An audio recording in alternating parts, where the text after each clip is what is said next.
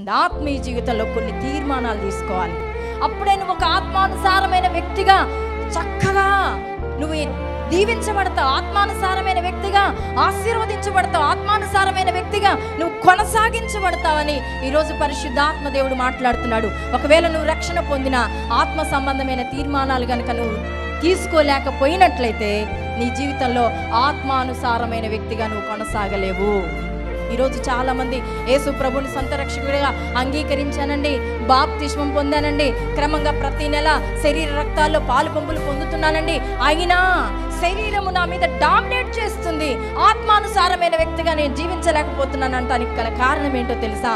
ఆత్మ సంబంధమైన నిర్ణయాలు లేకపోవటం. ఆత్మ సంబంధంగా నువ్వేం చేయాలి? కొన్ని నిర్ణయాలు తీసుకోవాలి. కనుక ఈరోజు ఆత్మ సంబంధి అయిన వాడు ఆత్మ సంబంధమైన సంగతులనే చూస్తాడు. హల్లెలూయా.